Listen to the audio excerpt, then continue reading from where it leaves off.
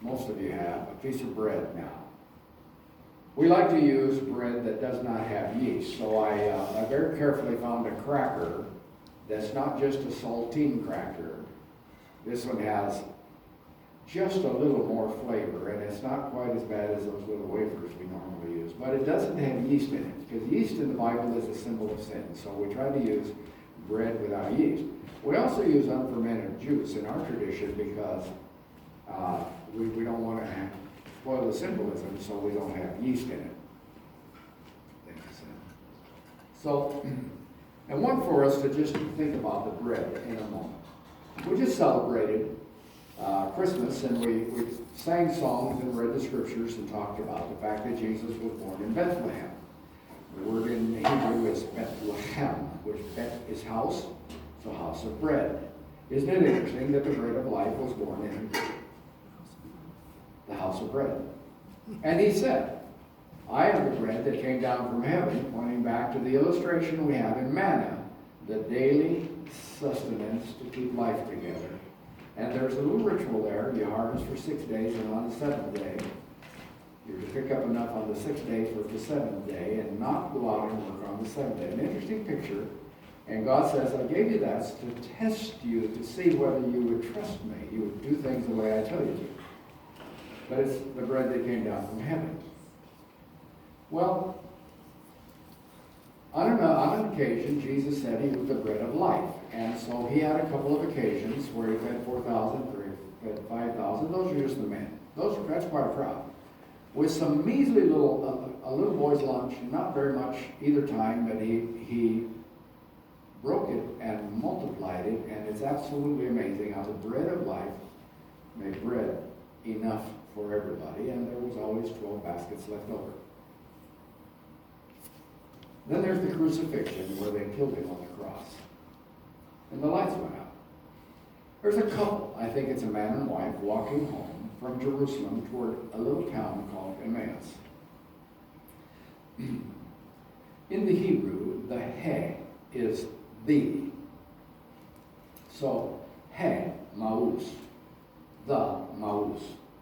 Now, it's not the little creature with a long tail that's a maus, but it's a mispronunciation of a Hebrew word translated through, it went 3 different languages, okay, so it gets lost. There is a bread without yeast that is used during the Passover that is called a matzo. And the Jews were to clean their houses out from everything that had leavened bread. They were not to have any leaven. The illustration is that you have to get rid of sin. And then the Passover lamb spares you from the death angel. And they had just gone through the Passover.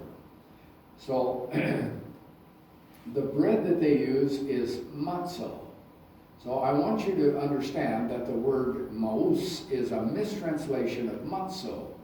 So let's go back to the original Hebrew. He matzo, the bread.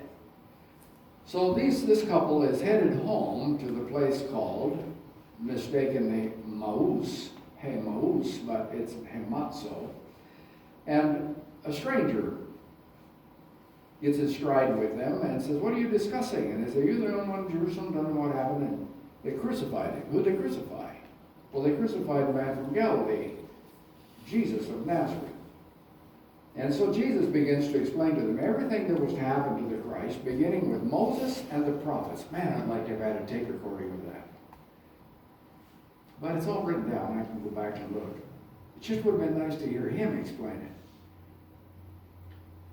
They come to their home, and the disciples invited him in. Hospitality is a sacred duty. So, come, dine with us, stay the night. Oh no, I'll go on down the road, there'll be a motel somewhere.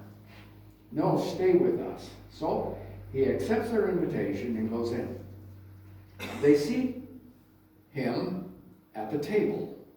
The lady of the house has nothing in the house except matzo. So she goes to the kitchen and she brings out 3 pieces of matzo. And because he's a rabbi, she gives them to him to say grace. Now, it just so happened that 3 pieces of matzo is what is used in the Passover feast, and the 3 pieces of matzo are called the unity. there are the cup, the bread, but the unity, 3 pieces. And in the Passover feast, whoever is the head, could be the head of the home, could be a rabbi, could be grandpa, whoever it is, that is the eldest as his charge, will take the center piece of matzo out of the unity, and that is what Jesus did at the Last Supper. He took bread, the centerpiece, and he said grace, and grace goes like this: Blessed art thou, O Lord, maker of heaven and earth, who bringeth forth bread from the earth. Do you hear the resurrection message in that? Who bringeth forth bread from the earth. So Jesus is now at the table of a couple of believers in He Matzo. The bread of life, born in the house of bread, is sitting at the table, and he takes the bread, the matzo, and he breaks it. As he says grace, he breaks it. And when he broke bread, their eyes were opened, and he disappeared. They got up, ran back to Jerusalem, and said, He's alive! He sat at our table! He's alive! And the good news has spread from then on. It's still spreading. Dawned on me that as a preacher, not always my sermon is effective. That's not what opens your eyes. Sometimes it's the breaking of bread that opens our eyes to who the bread of life is. So Jesus said, and the Apostle Paul repeated it, that Jesus said, This is my body broken for you. I'm going to ask you to break it, and let's receive it together, thankfully.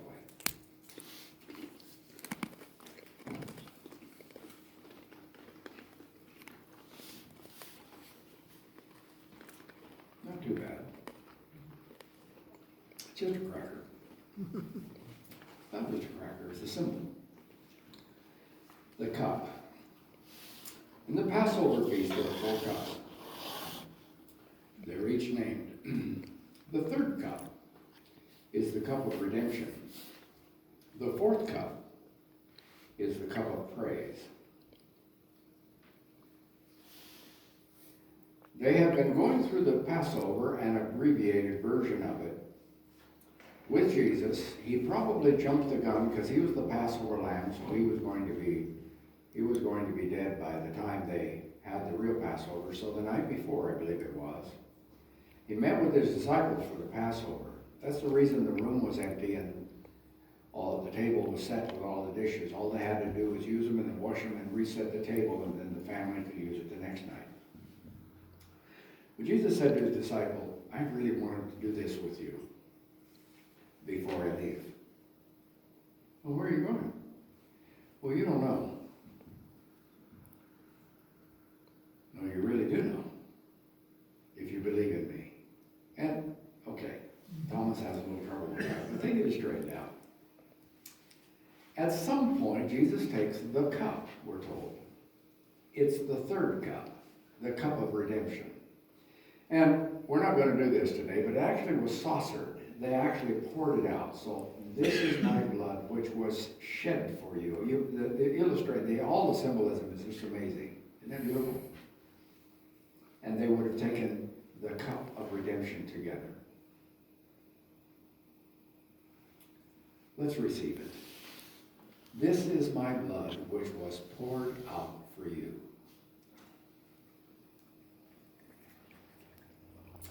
And without the shedding of blood, there's no remission of sins. But having received the blood, we have received the cleansing that comes with it. And then they finish the meal. And Jesus says, I will not drink this juice again until we sit together in my Father's table and drink it anew. Hallelujah. Party's not over, folks. Don't miss the 4th cup. Yes. That gives me goosebumps. How you doing? You know, all this detail is in the scriptures, and it is amazing what it wants to say to us.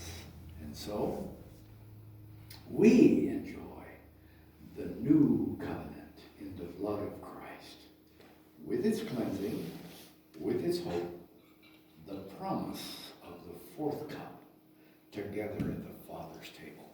Isn't that good?